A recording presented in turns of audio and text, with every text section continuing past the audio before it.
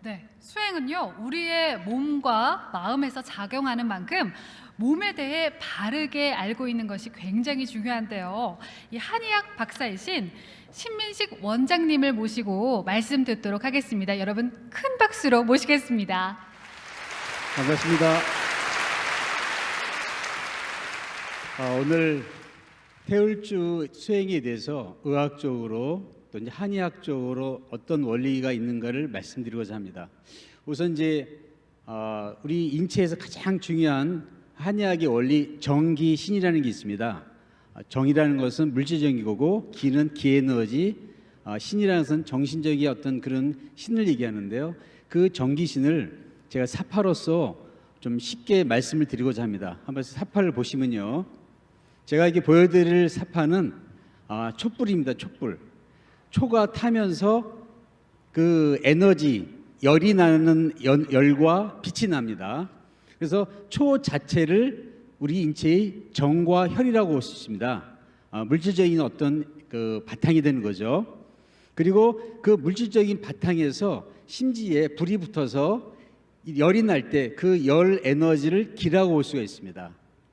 그래서 그런 이 바탕이 되는 고체, 그 정열이 액체를 포함한 그런 정열이 기화되는 열 에너지를 바꾸는 것을 수행의 원리로 연정화기라고 합니다.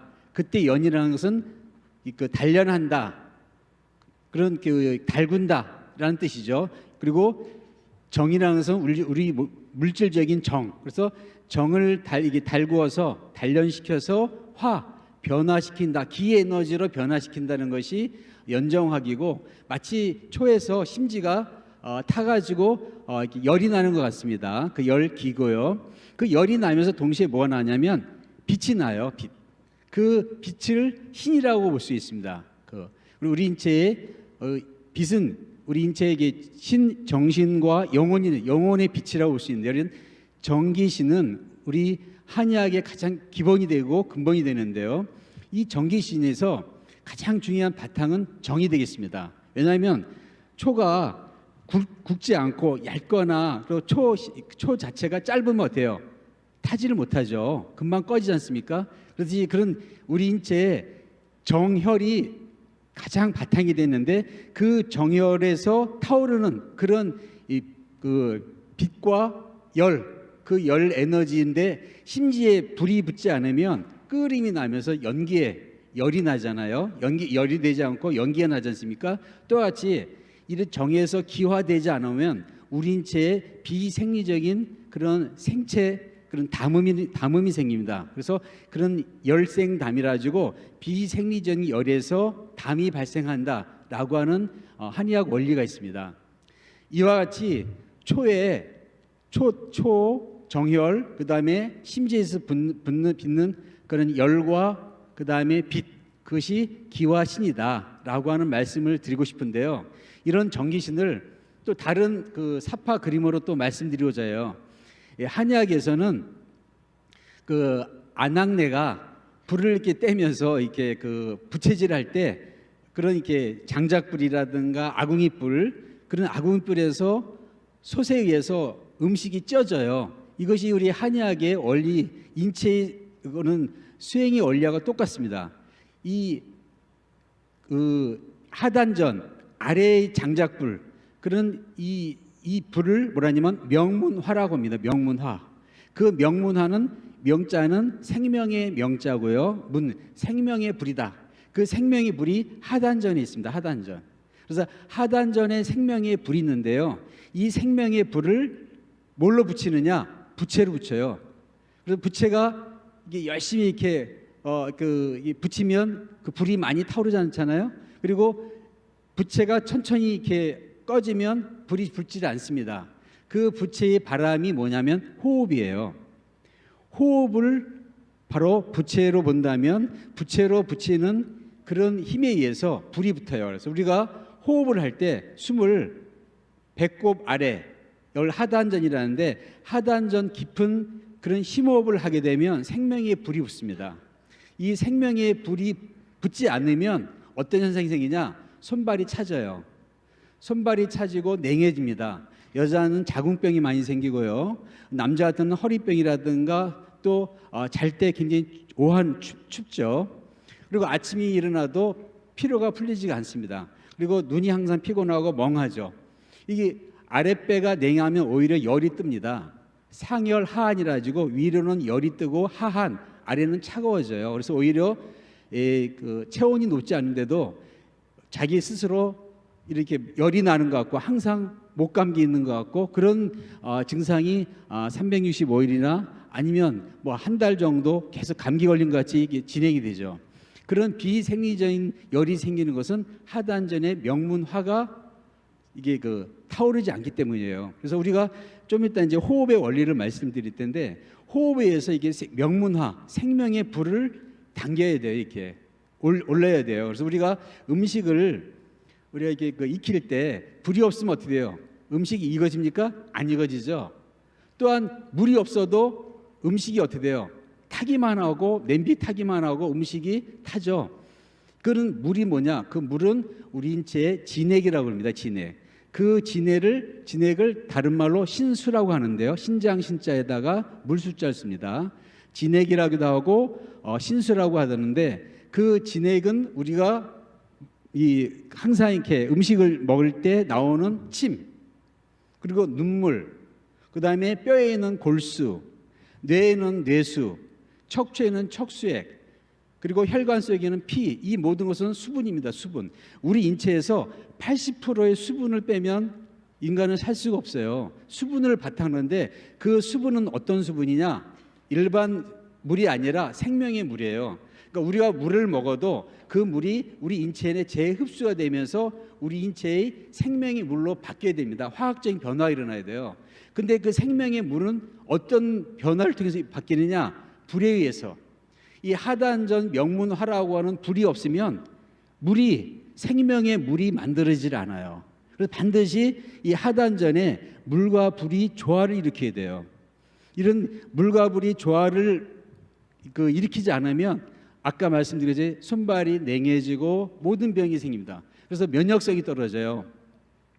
요즘 뭐 기초 대사량이라 하지 않습니까? 기초 체온이 낮아집니다. 36.5도를 해야 되는데 36.1도, 35.8도, 9도 하면서 0.23도, 5도씩 떨어질 때마다 면역성이 두세 배씩 떨어집니다. 그런 비생리적인 열이 아닌 생리적인 열을 얘기하는 거죠. 요즘 코로나에서 얘기하는 열이 아니라. 그래서 이 생리적인 열은요, 목 위에는 굉장히 시원하고 목 아래에는 굉장히 뜨거워집니다. 열이 나면서 암이라든가 이런 종양암 같은 걸 잘 녹일 수가 있어요. 그 암덩어리나 종양을 녹일 수 있는 근원적인 힘은 뭐냐? 명문화예요. 명문화와 신수, 신장의 수기운을 회복시켜야지만 우리 인체의 면역성이 강화됩니다. 이런 명문화와 신수, 신장의 수기운, 진액이 부족하면 아무리 음식을 많이 이렇게 넣고 끓여도 물이 부족하거나 불이 부족하면 음식이 어때요? 익어집니까? 익질 않아요. 타거나 아예 이렇게 익히지를 않죠. 똑같이 우리가 음식을 먹어도 위장에 음식 먹은 것이 영양분으로 우리 인체의 진액과 정수라고 하는 영양분으로 전환되기 위해서는 반드시 신장의 수와 화가 그게 제대로 역할을 해야 됩니다. 그런 제대로 역할을 하지 못하기 때문에 요즘 현대인들이 약도 많고 또 음식도 잘 먹는데도 불구하고 계속 어떻게 돼요? 병이 많이 생겨요. 그건 왜 그러냐? 계속 앉아있기 때문에 명문화를 달굴 수가 없어요. 이렇게 호흡이 짧아져요. 그래서 호흡에 대해서 오늘 말씀드리고 싶은데요. 그런 호흡은 반드시 배꼽 아래 심호흡을 하면서 이 선골 쪽으로 느낌을 가져야 되는데요. 제가 오늘 이렇게 척추뼈를 하나 갖고 왔습니다. 척추뼈. 이 척추뼈는 이걸 이제 선골이라고 하는데요. 이걸 요추는 5개고, 그다음에 선골이 있습니다. 이게 선골은 5부분으로 이어졌어요. 이렇게 5개로 나누어지다가 성장하면서 한 개로 붙어요. 이 선골이. 근데 이 선골하고 다음 화면을 보시면 우리 머릿속에는 접형골이 있습니다. 이게 나비뼈. 접자가 나비접자예요. 그래서 나비 접형골이 머리 속에 있습니다. 그리고 또 다음 장 보면 후두골이 있습니다. 후두골. 이 후두골과 저평골과 선골이 호흡에 의해서 움직여요. 그래서 아래에서 펌핑 역할을 합니다.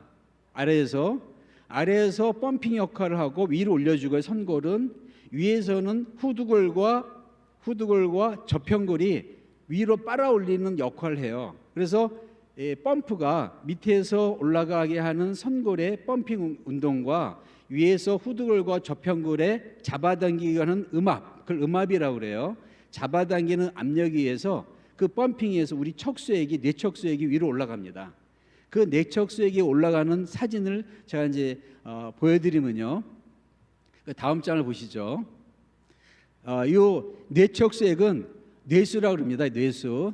이 뇌수는 500ml 정도 생산이 돼요. 근데 하루에 3차례 150ml씩 3번 이렇게 그 분비가 됩니다. 우리 인체에.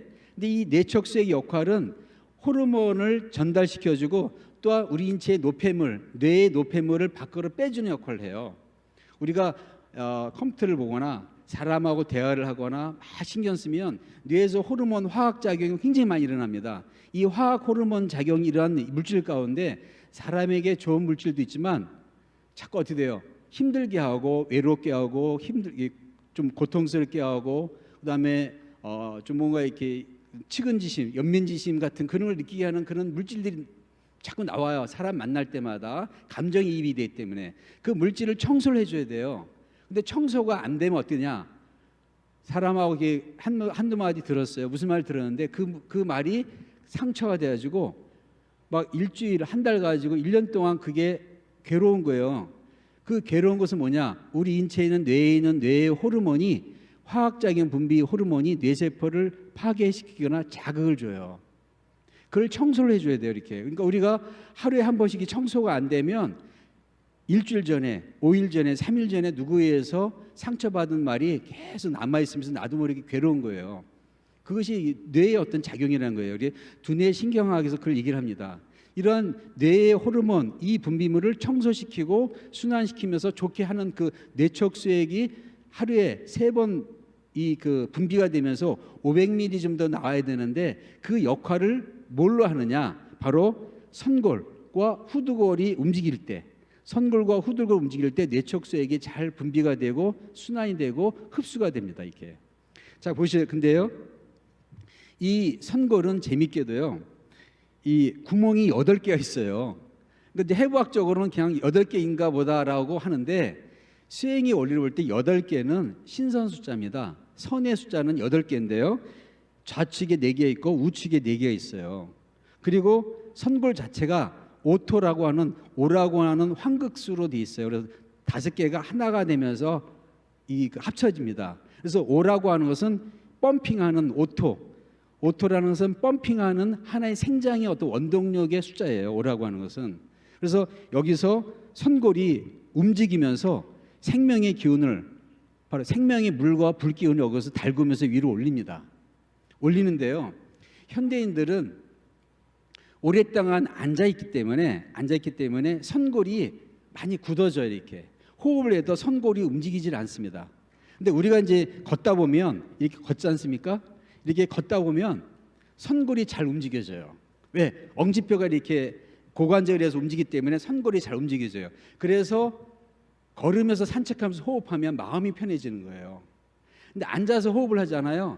웬만큼 호흡을 깊게 하지 않으면 선골 움직이는 게 잘 못 느껴집니다. 그렇게. 그래서 선골이 많이 굳어져 있어요. 왜? 우리 인체의 모든 압력이 앉아있다 보면 일로 하중이 되기 때문에 여기 선골이 굳어져요. 척추 질환 가운데 가장 무서운 질환이 있습니다. 참 이게 고치기 어려운 질환이 선골 옆에 장골이라고 있습니다. 이게 장골, 엉치뼈인데요. 장골이 2개가 있어요. 이 선골은 하트 모양으로 생겼습니다. 하트 모양으로. 이 선골과 장골의 그는 이 손가락 마디 같이 이렇게 움직일 수가 있어요. 근데 이 장골하고 선골이 딱 붙는 질환이 있습니다. 강직성 척추염이에요. 이 선골하고 장골이 딱 붙어서 움직이질 않아요. 그럼 강직성 척추염이 되면요, 이 척추뼈가 다 굳어져요. 이렇게 움직이지를 못해요. 이게 굴곡 운동을 못합니다. 이렇게 움직이지를 못해요. 허리를 구부리지 못합니다. 제가 환자 가운데 강직성 척수염 심한 분들을 보면 이 뼈가 다 붙는 질환인데 양방에서도 그렇고 여러 가지 한방에서도 그렇고 근원적인 그 원인은 모른다고 그래요. 저는 근데 그 수행의 원리를 볼 때는 이 선골의 역할이 선골에 병변이 생겨서 그렇다라고 하고 엑스레이상 강직성 척수염을 이렇게 판단하는 기준은 여기가 붙었을 때 장골하고 선골이 붙었을 때 그걸 강직성 척수염을 판단하는데 그것은 바로 척수액이 순환되지 않기 때문에 척추 자체가 다 굳는다고 저는 봅니다. 이게. 근데 그 선골 자체가 제가 오늘 아침에 저도 새벽에 가끔씩 일찍 자고 나서 이렇게 수행을 하는데요. 4시경에 이렇게 수행을 하고 나서 갑자기 문득 그 선골이 참 신선선자였지라고 생각이 들어서 다시 한번 확인해봤습니다. 선골이 신선선자예요. 신선선자에다 뼈골자예요. 그래서 신선뼈예요. 옛날에 어떻게 이렇게 해부학적으로 이렇게 물론 천골이라고도 합니다. 천자는 청거할 천자, 올라갈 천자 해야죠. 천골이라고도 하는데 선골이라는 단어를 더 많이 써요. 일반적으로. 근데 이 선골 자체가 신선선자 뼈골자니까 마치 영어로 얘기하면 이모탈 본, 불멸의 무슨 이렇게 뼈같이. 그럼 왜 이런 단어를 썼는가 오늘 한번 제가 새벽에 생각해봤습니다. 이 선골이라는 것은 그렇게 역할을 하는구나.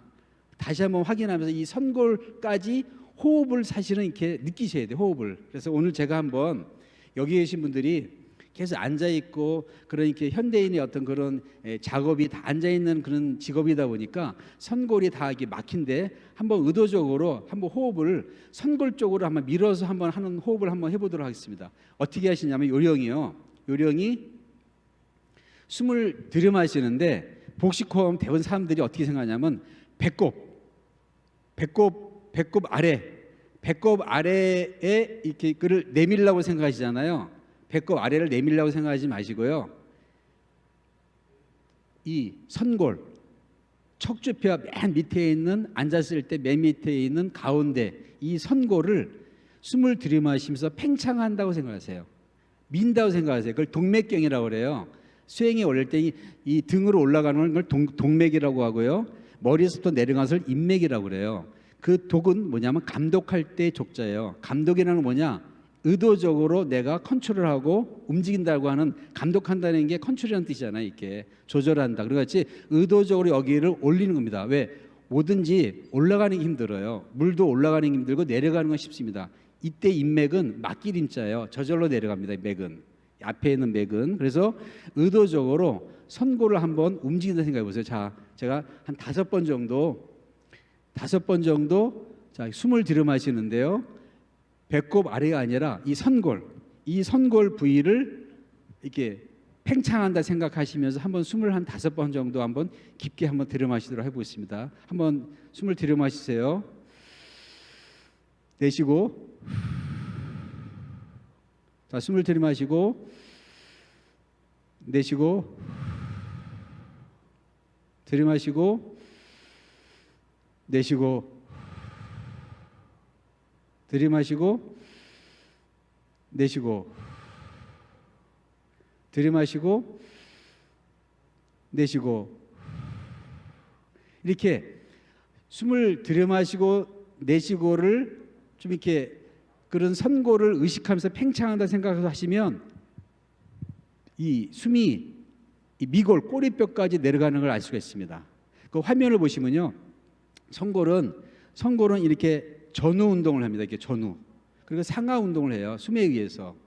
그래서 숨을 들여마시고 내쉬는 그에 의해서 다음 화면을 보시면 그 뇌척수의 그 다음 화면을 보시면 뇌수 척수액이 올라갑니다. 이렇게. 그런데 MRI 사진이기 때문에 옛날에 수행하신 분들이 과학적으로 이런 원리에서 이런 현상이 생겼다는 걸 지금 과학에서 밝힐 수 있습니다. 이런 뇌척수액이 선골에 의해서 움직이기 때문에 처음에 태울주 수행하시기 전에 제가 이제 꼭 당부드리고 싶은 것은 3가지입니다. 첫째, 청수를 모시면서 컵을 준비하셔야 돼요.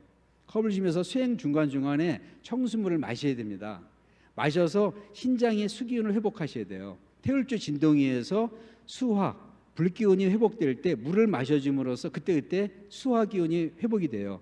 둘째, 호흡을 할 때 선골을 팽창한다고 생각하시면서 그걸 느끼신 다음에 그다음에 태울 줄을 숨 들이마실 때 한 번 내지 두 번 외우는 겁니다.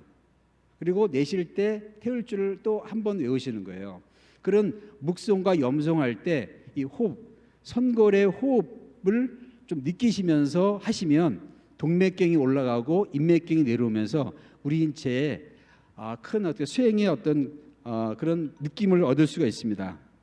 그런 수행의 어떤 그 느낌을 느낄 때 아까 얘기한 그런 불면증, 당뇨, 기타 모든 난치, 불치병을 날 수 있는 생명의 불과 생명의 물을 우리가 얻을 수 있습니다. 그걸 약이라고 합니다. 약. 그 약 기운을 우리 인체에서 만들 수 있거든요. 그걸 과학에서는 면역 물질이다. 기타 여러 가지 이제 그런 물질로 얘기하는데요. 그런 물질을 옛날 분들은 수행하면서 스스로 몸으로 체험했습니다. 그래서 그런 체험을 오늘 이제 의학적으로, 과학적으로 이렇게 조금 짧은 시간에 좀 이렇게 그 좀 주마 간상격으로 얘기를 했습니다. 다음번에 좀 더 자세히 얘기할 수 있는 기회가 있으면 말씀드리도록 하겠습니다. 이상 의학적인 어떤 면에서 수행의 원리를 한번 살펴봤습니다. 고맙습니다.